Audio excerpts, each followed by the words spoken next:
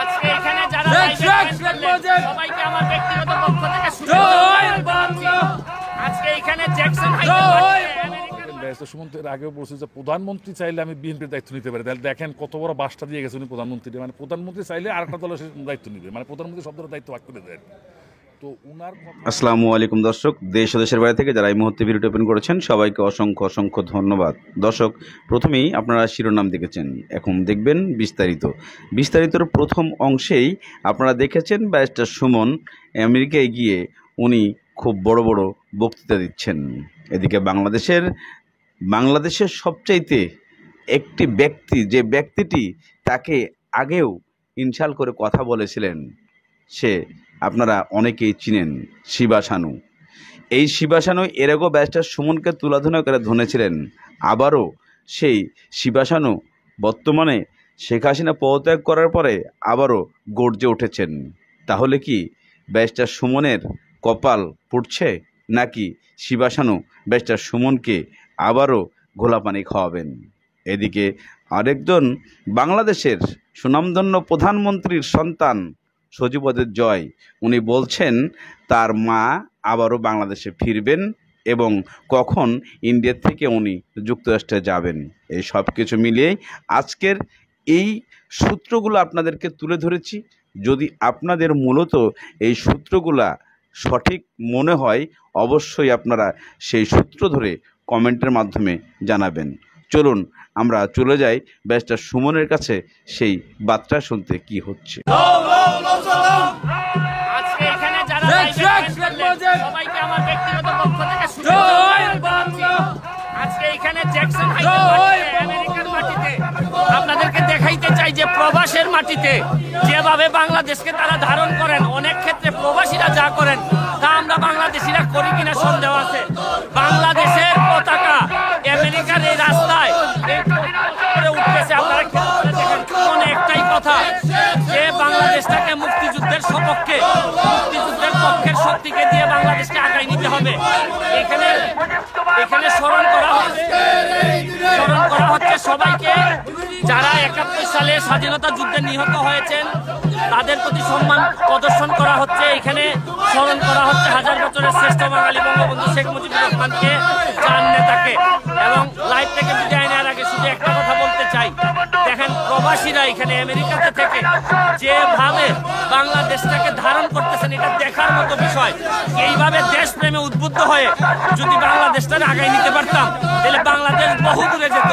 আমাদের শপথ হোক একটাই, যে দল মত নির্বিশেষে মুক্তিযুদ্ধের ভিত্তিতে, মুক্তিযুদ্ধের চেতনার ভিত্তিতে আমরা বাংলাদেশটাকে এগিয়ে নিতে চাই।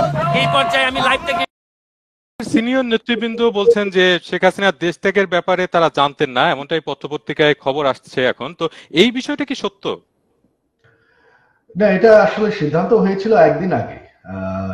তিনি সিদ্ধান্ত নিয়েছিলেন, আমরা কয়েকজন শুধুমাত্র জানতাম যে তিনি ঘোষণা দেবেন তিনি পদত্যাগ করছেন এবং একটা সংবিধান অনুযায়ী যাতে একটা ট্রানজিশন অফ পাওয়ার হয়, সেটাই ছিল ওনার প্ল্যান। তবে যখন তারা ওই গণভবনের দিকে মার্চ করা শুরু করলো, তখন আমরা ভয় বললাম যে না, আর সময় নেই, তোমার এখনই বেড়ে যেতে হবে। কিন্তু একদিন আগে আপনারা যখন সিদ্ধান্ত নিলেন, তখন সেটা ঘোষণা না দেওয়ার কারণ কি ছিল? না, ওইটা পরের দিন ঘোষণা দেওয়ার কথা ছিল, যে একটু প্রস্তুতি নিয়ে ট্রানজিশন অফ পাওয়ার কি হবে কনস্টিটিউশন অনুযায়ী, এটা তো হুট করে করা যায় না। আপনি বা আপনার পরিবারের মানে সদস্যরা যদি না আসে, মানে শেখ রেহানা এবং তার দুই সন্তানের কেউ কি আসতে পারেন রাজনীতিতে? মানে এই মুহূর্তে আসলে আওয়ামী লীগের নেতৃত্বে কে থাকবেন? এখন আর এটা আমাদের দায়িত্ব নয়, কারণ এখন তো আওয়ামী লীগকে তারা মনে হচ্ছে শেষ করে দেওয়ার চেষ্টা করছে। এবং যদি নির্বাচন হয়ও, আওয়ামী লীগকে তারা নির্বাচন করতে দেবে কিনা, আওয়ামী লীগকে তারা ঠিক মতন মাঠে নামতে দেবে কিনা, এটা এখন কিছুই জানা নেই। তো এই ভয়ঙ্কর পরিস্থিতির মধ্যে আমি আমার নেতা কর্মীদের কিছু বলতে পারি না যে তারা বের হোক বা একত্র হোক, কারণ তাদের উপর নির্যাতন চলছে, তাদের যান বাঁচানো হচ্ছে আমার প্রথম দায়িত্ব। আমরা দেখতে পাচ্ছি যে বাংলাদেশে অন্তর্বর্তীকালীন সরকারের প্রধান হচ্ছেন প্রফেসর ইউনূস। এই বিষয়ে আপনার মতামত কি? এই বিষয়ে আমার কোনো মতামত নাই। আমাদের সুশীল সমাজ তো অনেকদিন ধরেই চাচ্ছেন যে তিনি দেশ চালানোর একটা সুযোগ পাক। তো তিনি এখন সেই সুযোগটা পাচ্ছেন, কিভাবে চালাতে পারবেন আমি দেখতে চাই, দেখার। দর্শক, ইতিমধ্যে আপনারা ব্যারিস্টার সুমনের বক্তব্য শুনেছেন, সজীব অজিত জয়ের বক্তব্য শুনেছেন। তাদের দুজনের বক্তব্য কোন সূত্র ধরে কি বলছে আপনারা আদৌ কি বুঝতে পারছেন, নাকি এরা নিজের গান নিজেই গাচ্ছেন? আজকে দুইজনেরই বাংলাদেশে কোনো প্রকার ক্ষমতা নেই, কোনো প্রকার পাওয়ার নেই, তাহলে তারা দূর থেকে কেন এইভাবে চিৎকার দিচ্ছেন? প্রশ্ন জনগণের কাছে রয়ে গেল। তবে এই প্রশ্নের উত্তর আপনাদের কাছেই রয়ে গেছে। এদিকে বাংলাদেশের আপনারা অনেকেই চিনেন শিবা শানু, যে বর্তমানে চলচ্চিত্রের ভিলেন কাজ করে। সেই ব্যক্তি বিএনপির একজন কর্মকর্তা হিসেবে কাজ করেন এবং কর্মী হিসেবে কাজ করেন। তাহলে সেই শিবা শানু ব্যারিস্টার সুমনকে কি বলতে চাইলো এবং কেন বলল এই কথাগুলা? তাহলে কি শিবা শানু ব্যারিস্টার সুমনের সঙ্গে আবারও জড়িয়ে যাচ্ছেন? এবার ক্ষমতা হাতে নিয়ে জড়াচ্ছেন নাকি? চলুন আপনারা সেই শিবা শানুর কাছে। দেখেন, ব্যারিস্টার সুমন তো এর আগেও বলছে যে প্রধানমন্ত্রী চাইলে আমি বিএনপির দায়িত্ব নিতে পারি। তাহলে দেখেন কত বড় বাসটা দিয়ে গেছে উনি প্রধানমন্ত্রী। মানে প্রধানমন্ত্রী চাইলে আরেকটা দলের দায়িত্ব নিবে, মানে প্রধানমন্ত্রী সব দলের দায়িত্ব ভাগ করে দেয়। তো উনার কথা, উনি তো নিজের এলাকার দায়িত্ব ঠিক মতো নিতে পারে না। শুদ্ধ বাংলা যে লোক কথা বলতে পারে তার সাথে আমি কি ডিবেট করবো? হইতে পারে সে ব্যারিস্টার, তার আজকে সে কোথায়? তারে দায়িত্বটা দিতাম, কিন্তু সে তো পলাই গেছে। দেখছি তোমরা যে প্লেনে করে ব্যাকবেট নিয়ে পালাইতেছে। তো সে বলে দায়িত্ব বিএনপির মতো দলের দায়িত্ব সে নিচেছিল, আপনি বুঝলেন না? এবং বিএনপি আসলে কি হবে না হবে উনি এত বুঝার কি? উনি তো পলিটিশিয়ান না। উনি ইতিহাস সম্বন্ধে কম জানেন। উনি 52 ইতিহাস জানেন না, উনি 69 ইতিহাস জানেন না, উনি আমাদের 71 মুক্তিযুদ্ধের ইতিহাস জানেন না, উনি স্বৈরাচারের বিরুদ্ধে এরশাদ আন্দোলনের ইতিহাস জানেন না। জানলে উনি এই কথা বলতে পারতেন না। সমস্ত আগে নেতৃত্ব ছাত্ররাই দিছে এবং ছাত্ররা নেতৃত্ব দিয়েই এক একটা এই অপশক্তিগুলোর বিদায় করছে, তাদের অধিকার প্রতিষ্ঠা করছে। ছাত্রদের হাতে নেতৃত্ব থাকবে না তো কার হাতে নেতৃত্ব থাকবে? ছাত্র নেতৃত্ব দিতে পারবে না। যে ছাত্র তার বলিষ্ঠ কণ্ঠ দিয়ে একটি সরকারের পতন ঘটাতে পারে, সেই ছাত্র ইচ্ছা করলে একটা দেশও চালাতে পারে। শানু ভাই, আমরা দেখেছি যে যখন প্লেনে উঠবে তখন একটা মরা সাপ ওখানে পড়েছিল, সেই সাপ দেখে সে লাফায় গেল।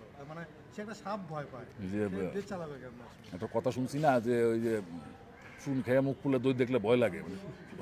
হইল যে ওই অপরাধী কিন্তু গ্রামের চৌকিদার দেখলে ভয় পায়, মানে চৌকিদার তারা অ্যারেস্ট করবে, এই একটা ব্যাপার। মরা সামনে তারা ভয় পাবে। এত অপরাধ, এত দুর্নীতি, এত লুটপাট, শেষের মনে কিনে সে এমপি এর সাথে সাথে হেরিয়ার গাড়ি বদলে ফেলছে। 90 লাখ টাকাতে হেরিয়ার গাড়ি কিনছে, আবার সে সেটা প্রচার করে সোশ্যাল মিডিয়া দেখাচ্ছে সে ভালো লোক। আজব ব্যাপার।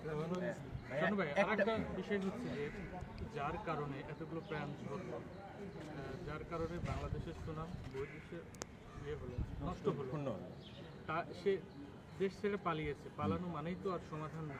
আপনি একজন শিল্পী এবং সাধারণ নাগরিক হিসেবে তার বিচার চান কিনা এবং ইন্টারপোলের মাধ্যমে তাকে দেশে এনে দেশের মাটিতে বিচার চান কিনা? অবশ্যই আমি তার বিচার চাই, এবং সে দেশের বাইরে না, সে ভূমণ্ডলে যেখানে থাকুক সেখান থেকে তাকে ধরে এনে বিচার করতে হবে, এবং তার বিচার আমরা করবো ইনশাআল্লাহ। ইন্টারপোলের মাধ্যমে আনি আর আন্তর্জাতিক আদালতে তার নামে মামলা দিয়ে পারি। সে গণহত্যা করছে হিসাবে তার নামে আন্তর্জাতিক আদালতে মামলা হয়, যেহেতু সে গণহত্যার পরিচালক, সে গণহত্যার নির্দেশদাতা। হ্যাঁ, সে গণহত্যা চালাইছে এবং গণহত্যার কারণে তার আন্তর্জাতিক আদালত তার বিচার হইতে পারে, তার নামে মামলা হওয়া যায়। পৃথিবীর কোথাও থাকলে সে বাঁচতে পারবে না, তার মামলা ফেস করতেই হবে। পাশাপাশি একটা ব্যাপার অবশ্যই আমি তো ওর সঙ্গে একমত। আমরা চাই যে সব অপরাধী যেন এখানে আসুক, এসে আমাদের সামনে এটা বিচার হবে এবং ফাঁসি হবে আমাদের সামনে, এটা আমি চাই এবং আমরা চাই।